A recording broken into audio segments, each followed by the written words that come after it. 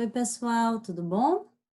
Bom, hoje nós precisamos trabalhar o transporte de coisas e o transporte de pessoas. Esse contrato está previsto no Código Civil a partir do artigo 730, e por ele nós trabalhamos os casos em que nós contratamos alguém para nos transportar de um lugar para outro ou para transportar uma coisa de um lugar para outro, tá?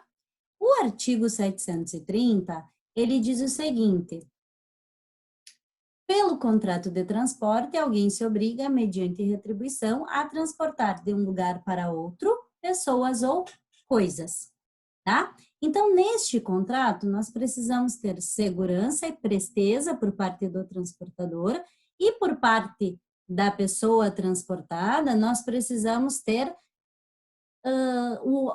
a obediência às regras de transporte, que são justamente as regras que nós vamos verificar a partir de agora.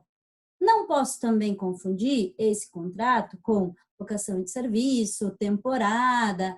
Por quê? Porque este é um contrato de transporte, é justamente para fazer isso, transportar a coisa de um lugar para outro.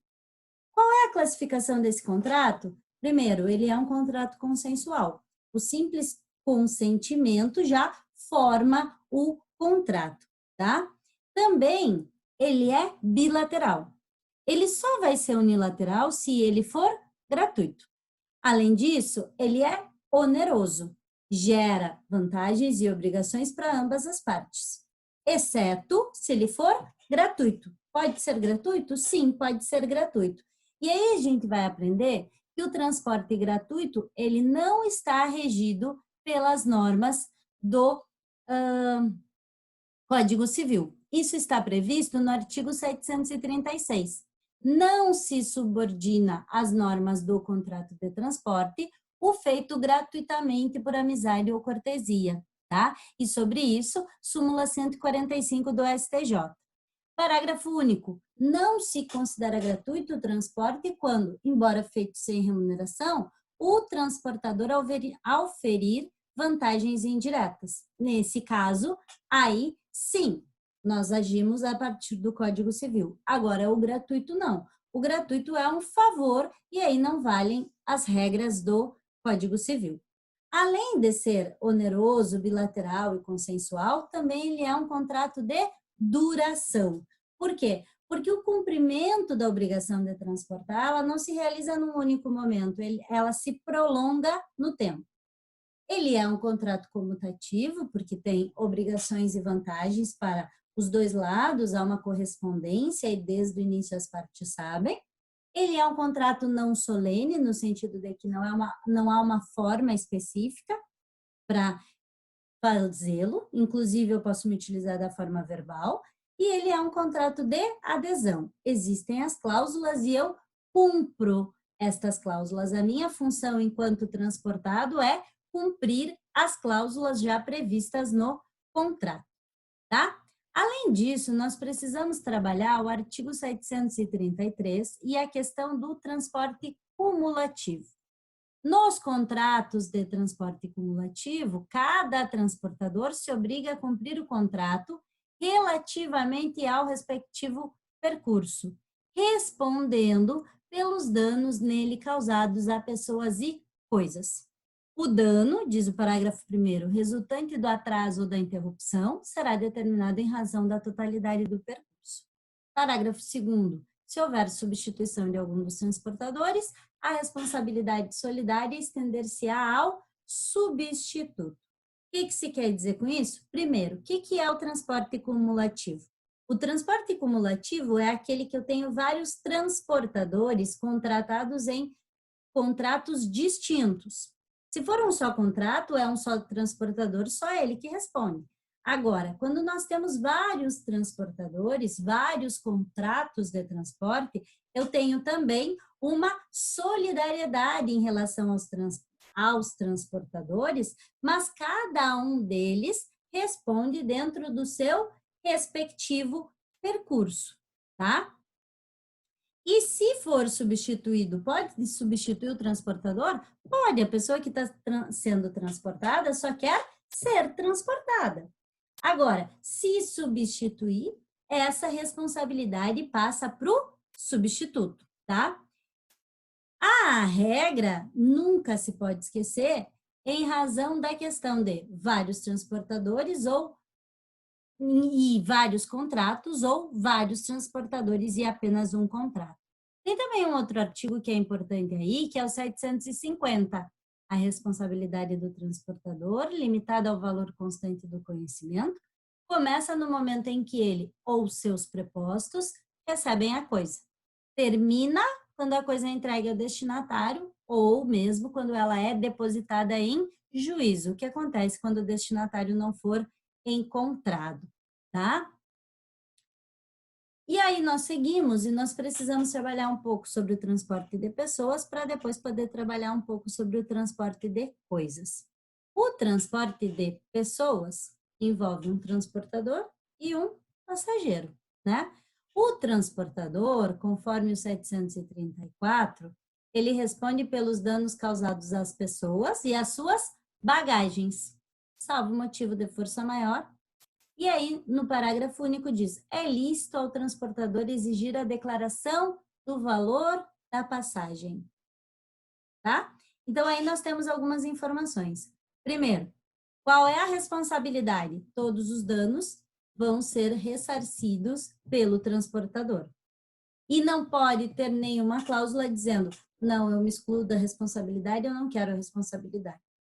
Além disso, o transportador pode exigir uma declaração do valor da bagagem por causa da indenização. O passageiro, ele se propõe a percorrer o percurso. E aí, ele não tem como escolher, muitas vezes, este percurso, tá? A formação do contrato, ela se dá por mero acordo de vontades. Então, eu cheguei, eu comprei o bilhete, se eu tenho bilhete de passagem, eu paguei o preço e por isso eu posso usufruir daquele transporte. No caso do transporte coletivo ainda mais, não tem como escolher as cláusulas do contrato, tem apenas como cumprir. E aí, quanto à bagagem, nós precisamos pensar e ver sobre a questão do direito de retenção previsto no 742. O transportador, uma vez executado o transporte, tem direito de retenção sobre a bagagem do passageiro e outros objetos pessoais para garantir-se o pagamento do valor da passagem. Claro que, na prática, nós não temos muito aplicação desta norma, porque normalmente se paga antes, tá? Mas, se ele não pagar antes, eu posso ter uma ação de reter a bagagem e retendo a bagagem, eu vou ter que fazer um processo judicial depois para poder reaver a bagagem que foi retida, justamente porque isso se caracteriza por penhor legal, tá? E aí eu vou me utilizar dos artigos 703 até o 706 do Código de Processo Civil. Além disso, gente, quais são as obrigações e responsabilidades do transportador de pessoas? A primeira obrigação, a principal obrigação é transportar, conduzir o passageiro desde o local em que ele embarca até o destino que ele tem, tá? Qualquer pessoa que tenha o bilhete pode ser transportado. Pode se recusar transporte? Pode, se o transportado, se o passageiro apresentar moléstias ou apresentar que sejam contagiosas ou enfermidades que possam prejudicar os demais viajantes. Nesse caso, o que tem que ser feito? Transportar em veículos especiais ou compartimentos separados, se existirem, tá? E aí, justamente, o artigo 734. O transportador, ele vai responder por qualquer dano causado, salvo se ele comprovar uma força maior, tá? E aí não se pode esquecer o conceito de força maior. Nesse sentido ainda, nós temos uma súmula do STF que vai falar sobre isso. Súmula 187 do STF. a responsabilidade contratual do transportador pelo acidente com o passageiro não é ilidida por culpa de terceiro, contra o qual tem ação regressiva. Ou seja, o passageiro de um coletivo tem legitimidade ativa, sim, para acionar o proprietário do veículo, independentemente da culpa que o motorista tenha. Se o motorista não foi o causador, ele poderá regressivamente ingressar contra o terceiro causador do evento, tá? Outro artigo interessante e importante, 737. O transportador está sujeito aos horários e itinerários previstos, sob pena de responder por perdas e danos, salvo motivo de força maior. Então, atrasei para uma reunião por responsabilidade, por culpa do transporte, posso sim ingressar com uma ação com base no artigo 737 do Código Civil. E as obrigações do passageiro, quais são? A primeira obrigação do passageiro é pagar o valor da viagem, tá? Se não pagar, o que acontece? Direito de retenção da bagagem. Também ele tem que se apresentar na hora determinada para o embarque, tem que conferir se aquele é o local que ele deve embarcar mesmo, para não acontecer no estilo esqueceram de mim 2, né? Por quê? Ele perde o direito se ele ingressar, se ele não usar desse direito dele naquele lugar e naquele veículo determinado, tá? Além disso, no 738, tem informações importantes a respeito das obrigações do transportado. A pessoa transportada deve sujeitar-se às normas estabelecidas pelo transportador, constantes no bilhete ou afixadas à vista dos usuários, abstendo-se de quaisquer atos que causem incômodo ou prejuízo aos passageiros, danifiquem o veículo ou dificultem ou impeçam a execução normal do serviço. Se o prejuízo, diz o parágrafo único, sofrido pela pessoa transportada for atribuído à transgressão de normas e instruções regulamentares, o juiz reduzirá equitativamente a indenização na medida em que a vítima houver concorrido para a ocorrência do dano.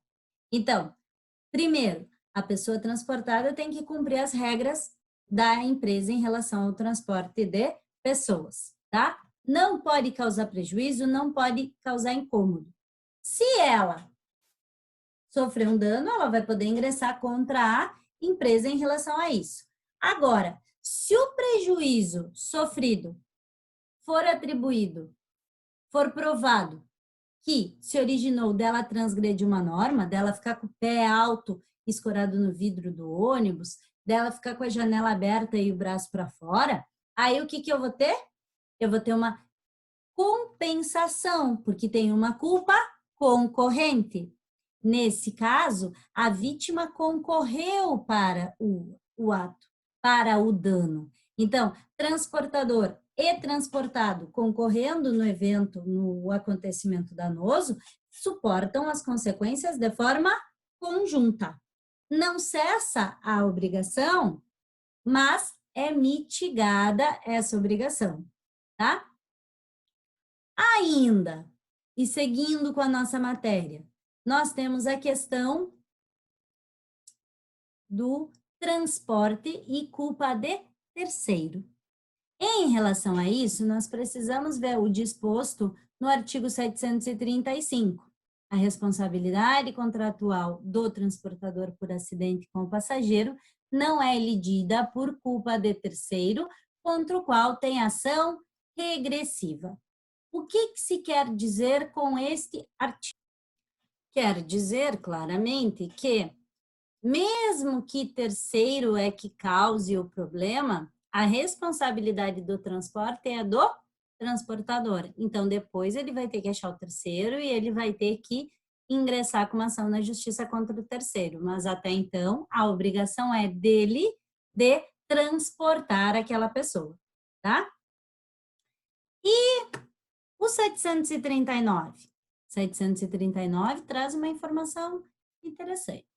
O transportador não pode recusar passageiro, salvo os casos previstos nos regulamentos ou se as condições de higiene ou de saúde do interessado justificarem. Então, nós já tínhamos a questão de que pessoas com doenças contagiosas, que pudessem passar, transmitir para os outros passageiros, deveriam ser transportados separado dos demais. O 739 traz uma nova regra quando ele diz que não se pode recusar passageiro, mas quando o passageiro não estiver em condições de higiene ou de saúde, pode. De saúde é aqueles casos. E de higiene? E aí a doutrina vai dizer que a falta de higiene se configura, por exemplo, no indivíduo maltrapilho, com roupas esfarrapadas, com roupas sujas, exalando um forte mau cheiro, tá? E em relação às questões de saúde, a doutrina ainda nos lembra que, evidentemente, não comporta a condução num ônibus ou num navio ou mesmo num avião uma pessoa extremamente debilitada ou com ferimentos à mostra, a não ser que a pessoa esteja sendo conduzida para ser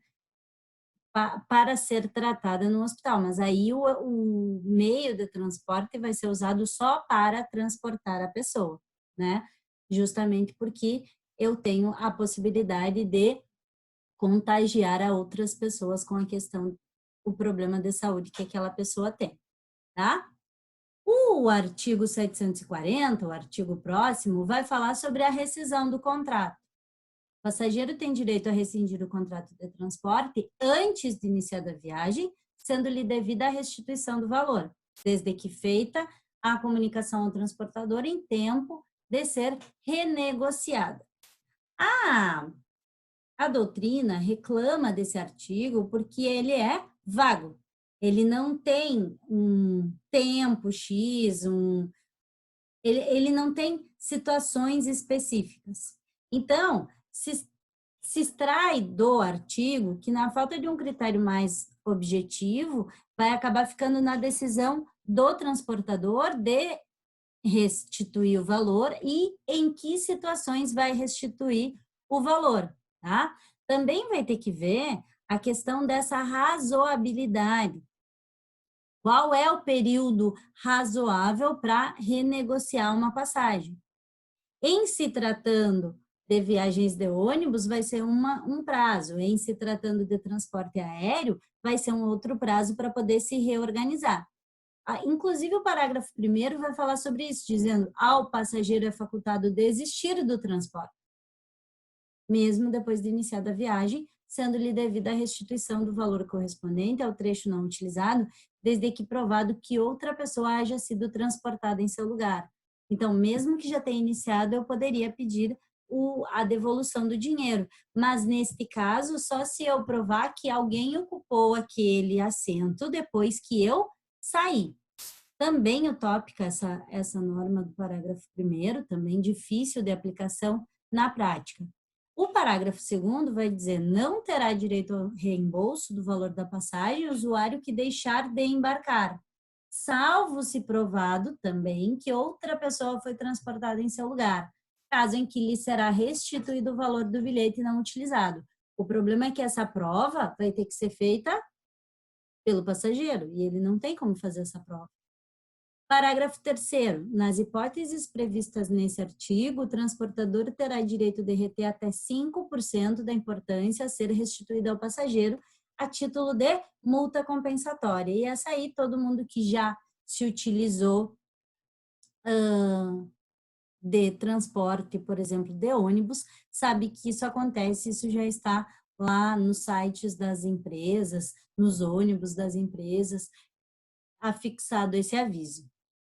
E se eu quiser interromper a viagem? Ou se acontecer a interrupção da viagem?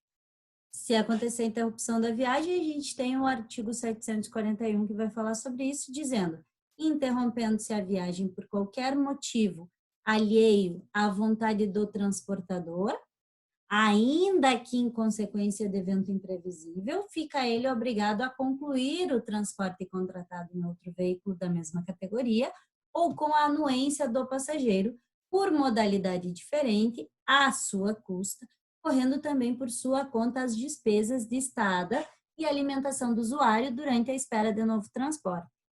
Onde é que isso acontece muito? Viagens aéreas. Eu tenho, por exemplo, 2 exemplos pessoais em relação a isso. Uma vez houve um pássaro acabou batendo, um pássaro grande acabou batendo na asa do avião, o avião teve avarias e por causa disso houve atraso de quase meio dia de viagem. E aí, por causa disso, eu tinha várias conexões para fazer, a última conexão não consegui fazer, eu tive que ser levada para um hotel, eu só fui ser transportada ao meu destino no outro dia. Tudo isso ressarcido, tudo isso pago pela empresa aérea. Outra situação que nós passamos em relação a isso foi justamente nós chegamos também numa conexão e o avião não apareceu. E aí a empresa aérea teve que deixar todas as pessoas, todos os passageiros alocados no aeroporto, dando alimentação durante o período, até que viesse uma outra aeronave que pudesse nos levar ao destino. Isso ocasionou um atraso de o dia todo. Era para nós chegarmos na metade da manhã, nós chegamos no final do dia. Se nós tivéssemos perdido, por exemplo, como eu conheço um caso, um espetáculo, uma saída de um cruzeiro, aí teria também a possibilidade de ingressar com uma ação judicial por causa do evento posterior, por causa da perda justamente decorrente do atraso, tá? Então, nesses casos, precisa sim o transportador ser onerado e ele ser responsabilizado por todos os valores que a pessoa se utilize, tá? Isto quanto ao transporte de pessoas. E o transporte de coisas, como é que funciona? O transporte de coisas está a partir do artigo 743, e aí justamente é entregue uma coisa, é confiada uma coisa, e essa coisa tem que ser transportada de um local para outro pelo transportador, tá? O destinatário, ele é apenas a pessoa que está enviando o bem, a quem está se enviando o bem. Ele não participa do contrato. Quem é que participa do contrato? O transportador e, no caso, o remetente da mercadoria ou expedidor da mercadoria. Vai ter um destinatário? Vai ter. O destinatário é quem? É o terceiro que não participa diretamente dessa relação. No artigo 743, a gente tem um início do estudo do transporte de coisas, quando diz a coisa entregue ao transportador deve estar caracterizada pela sua natureza, pelo seu valor, pelo seu peso e pela sua quantidade, e o mais que for necessário para que não se confunda com outras, devendo o destinatário ser indicado ao menos pelo nome e endereço, tá? Então, a regra é a regra do bom senso, tá? Tem que discriminar todos os dados identificadores, o destinatário por razões óbvias, né, para evitar problemas, mas também peso, quantidade, valor, porque se a coisa for perdida, é mais fácil de depois verificar se o valor que tem que ser pago por essa coisa, tá? Aí a gente tem algumas legislações que são legislações importantes para o transporte de coisas. Uma delas é a legislação sobre o transporte rodoviário de cargas, que ele é regulado pela Lei 11.442, essa lei é de 2007, e foi alterada por várias outras leis posteriores, de 2010, de 2012, de 2015, tá? Então, se houver uma relação puramente comercial, principalmente, a regulamentação também está na Lei 11.442. Essa é uma lei importantíssima para poder se estudar transporte de coisas, tá? No transporte de coisas, a gente tem um instituto chamado conhecimento. Conhecimento, ele é um documento que prova que a coisa foi recebida, tá? E também prova que o transportador tem que entregar a coisa naquele lugar de destino. Ele também é chamado de conhecimento de transporte, conhecimento de carga, conhecimento de frete. É um documento que é emitido pelo transportador quando ele recebe a mercadoria. Nesse conhecimento consta todas as especificações, tá? E ele vai, quando ele entregar a mercadoria, esse conhecimento vai ser preenchido também, vai ser terminado de ser preenchido. No artigo 744, fala sobre ele. Ao receber a coisa, o transportador emitirá conhecimento, com a menção dos dados que a identifiquem, obedecido o disposto em lei especial, tá? O que mais que é importante quanto ao transporte de coisas? Parágrafo único desse mesmo artigo. O transportador poderá exigir que o remetente lhe entregue devidamente assinada a relação discriminada das coisas a serem transportadas, em duas vias, uma das quais, por ele devidamente autenticada, ficará fazendo parte integrante do conhecimento. Isso aqui acontece, por exemplo, quando vários bens são transportados, que não se utiliza carro, caminhão de mudança, e sim se envia por empresas transportadoras. Aí é muito importante ter a relação discriminada para que se saiba todas as coisas que são do remetente e que estão indo para o destino final, tá? O 745, o artigo, ele traz a questão da informação quando ela é errada, tá? Quando a informação não foi dada corretamente. Ele vai dizer, em caso de informação inexata ou falsa descrição no documento a que se refere o artigo antecedente, será o transportador indenizado pelo prejuízo que sofrer, devendo a ação respectiva ser ajuizada no prazo de 120 dias a contar daquele ato sob pena de decadência. Então, aqui, um prazinho decadencial para nós. 120 dias tem que entrar com a ação, tá? A contar do ato, a contar de ter feito o documento, tá?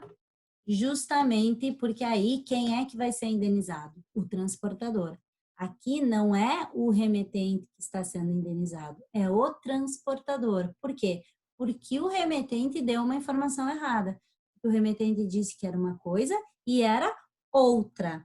Por exemplo, a carga não condiz em espécie com o que estava sendo dito no conhecimento, o tipo de mercadoria não é o mesmo, ou é uma mercadoria perigosa e não foi dito que é uma mercadoria perigosa, e aí o condutor do caminhão não sabia que era uma mercadoria perigosa, ou era uma mercadoria furtada, ou era uma mercadoria contrabandeada. Em todos esses casos, é grave a consequência para o transportador. Então, justamente por isso, é necessário que o legislador manifeste sua proteção do transportador, no sentido de que ele não pode ser ainda mais prejudicado do que ele já foi ou do que ele poderia ter sido transportando aquela mercadoria, tá? Outra regra que é importante para a prática é o 746. Poderá o transportador recusar a coisa cuja embalagem seja inadequada, bem como a que possa pôr em risco a saúde das pessoas ou danificar o veículo ou outros bens, tá? É o compromisso que as pessoas devem ter para não estragar o caminhão, para não estragar a própria coisa, para não machucar quem está transportando aquilo ali. Então, eu preciso ter ciência e consciência de que se eu estou enviando uma embalagem, essa embalagem tem que ser bem feita para que aquela mercadoria não estrague ou não afete outras pessoas, não prejudique outras pessoas, não cause estrago para coisas ou pessoas, tá? E eu posso recusar o transporte de uma coisa? O transporte de pessoas eu posso recusar naqueles casos que a gente verificou. E o transporte de coisa eu posso recusar? 747 vai nos responder. o transportador deverá obrigatoriamente, e aí é uma obrigação, recusar a coisa cujo transporte ou comercialização não sejam permitidos ou que venha desacompanhada dos documentos exigidos por lei ou regulamento. A lei proíbe o transporte de tudo aquilo que não puder ser utilizado na vida. Por quê? Porque é ilegal, porque não é permitido, tá? Por exemplo, material explosivo, mercadoria contrabandeada, produtos deteriorados ou que sejam prejudiciais à saúde, coisas furtadas, substâncias tóxicas ou entorpecentes, tudo isso a lei proíbe a comercialização, o uso e inclusive o transporte. Por consequência, proíbe também o transporte. E aí o 748 vai dizer, até a entrega da coisa pode o remetente desistir do transporte e pedi-la de volta, ou ordenar seja entregue a outro destinatário, pagando em ambos os casos os acréscimos de despesa decorrentes da contraordem, mais as perdas e danos que houver. Até que saia o transporte, eu posso desistir e posso querer pegar a coisa de volta, tá? Mas eu tenho que pagar as despesas, pagar as perdas e danos que houve justamente em razão disto. Posso rescindir? Posso. Contudo, se eu rescindir, tem prejuízo para outra parte. Então, é justamente esses custos, esse prejuízo que vão ter que ser pagos, tá? E aí a gente segue. 749 fala sobre a extensão da responsabilidade. Ou seja, tem que tomar todas as cautelas necessárias para manter em bom estado e entregar a coisa no prazo ajustado ou no prazo previsto. É o que é natural, né? É o que é convencional, é o que todo mundo quer.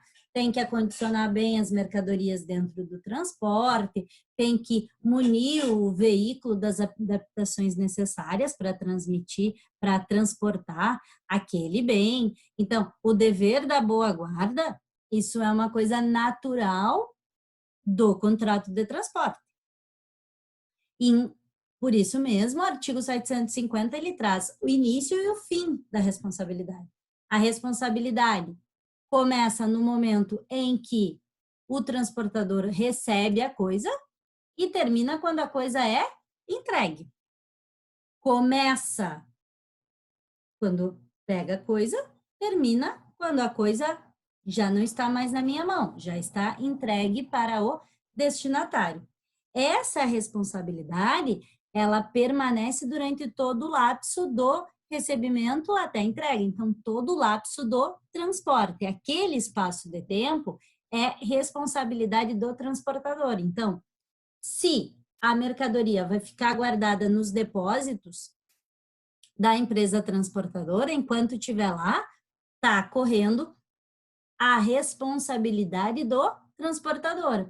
E é por isso mesmo que o artigo 751 vai dizer, a coisa depositada ou guardada nos armazéns do transportador, em virtude do contrato de transporte, rege-se no que houver, no que couber, pelas disposições relativas a depósito. Por quê? Porque na prática, normalmente eu tenho dois contratos, de transporte e de depósito, ou de depósito e de transporte, tá? E aí eu tenho a proximidade entre esses dois contratos. Esses dois contratos, normalmente, eles andam juntos, tá? O 753, que é um artigo importante também, diz: se o transporte não puder ser feito, tá? Houver impossibilidade de ser feito, ou sofrer longa interrupção, no caso, retardamento, o transportador solicitará, incontinente, instruções ao remetente e zelará pela coisa por cujo perecimento ou deterioração responderá salvo força maior. Ficou parado por causa de manifestações, por exemplo, vai avisar o remetente dessa situação e vai zelar pela coisa. E aí, a doutrina traz alguns exemplos e traz uma indicação. É indicado que sempre se tente vender a coisa, né? Por quê? Porque normalmente Pode ser, por exemplo, alimentos perecíveis. E esses alimentos perecíveis, eles vão estragar. Então, o que eu tenho que fazer? Eu tenho que comunicar o que está acontecendo e tentar vender, por exemplo, a carga para não ter ainda mais prejuízo. O parágrafo 1º diz, perdurando o impedimento sem motivo imputável ao transportador e sem manifestação do remetente, poderá o transportador, depositar a coisa em juízo ou vendê-la, obedecidos os preceitos legais e regulamentares ou os usos locais depositando o valor. Se o impedimento for responsabilidade do transportador, ele pode depositar por sua conta e risco, mas só poderá vendê-la se perecível. Em ambos os casos, o transportador deve informar o remetente da efetivação do depósito ou da venda. Se o transportador mantiver a coisa depositada em seus próprios armazéns, continuará a responder pela sua guarda e conservação, sendo-lhe devida, porém, uma remuneração pela custódia, a qual poderá ser contratualmente ajustada ou se conformará aos usos adotados em cada sistema. Ou seja, o que se quer dizer com tudo isso? Se sofrer interrupção, se eu não conseguir seguir com a carga, o que eu tenho que fazer? Qual é o meu primeiro ato? Comunicar ao remetente. O remetente vai dizer o que é para fazer. Se perdurar esse impedimento, o que eu vou fazer? Se o remetente não me avisar nada, eu vou ou depositar em juízo ou vender. O mais fácil é vender, porque depositar em juízo ainda eu vou ter que demorar. Eu vou demorar porque eu vou depender do juiz ler o meu pedido, despachar nesse sentido. Então, é muito mais fácil eu vender. Se esse impedimento, e até aí não tinha responsabilidade do transportador, mas se esse impedimento for responsabilidade do transportador, ele pode depositar coisa, tá? Mas ele não pode vender. Ele só vai poder vender se a coisa é perecível. E em todos os casos, avise-se o dono da carga do que está acontecendo com a carga. Bom senso? Bom senso? Então, o bom senso, ele está presente muito no contrato de transporte, tá? Quanto ao transporte rodoviário de carga, a gente tem regra expressa na 11.442, que é o artigo 10º, tá? E aí até fala, tem prazos, inclusive, para isso. O artigo 15 e o artigo 11 da lei 11.442 também são importantes nesse sentido. O 754 vai falar sobre as entregas, né? Que tem que ser para o destinatário, ou quem tiver o endosso, quem tiver autorização para isso, devendo quem receber conferir o que está recebendo e apresentar as reclamações sob pena de decadência do direito.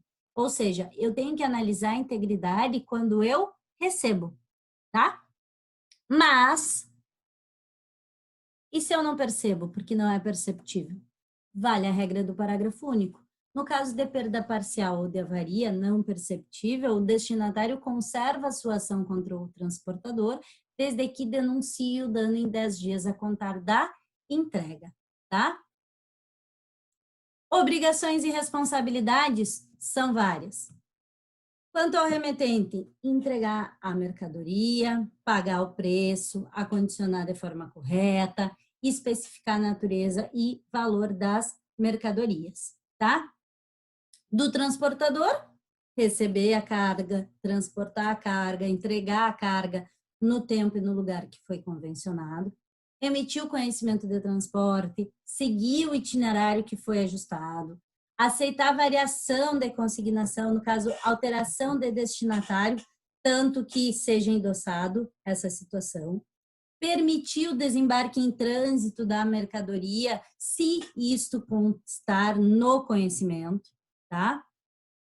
Comunicar ao remetente, solicitar informações se houver, por exemplo, impedimento para o transporte, exercer as obrigações de depositário desde o recebimento da mercadoria, porque naquele momento ele é um depositário, tá? Comunicar a chegada da mercadoria, por lógico, contratar seguro das mercadorias quando for transporte rodoviário de mercadoria, porque isso consta no artigo 13 da lei 11.442, tá? E do destinatário, do terceiro a quem se destina, qual é a obrigação? Ele não é parte integrante. Ele não é indispensável para a formação do contrato. Ele só tem que ficar preso aos efeitos do contrato. No caso, ele vai responder pela legitimidade do conhecimento. Ele é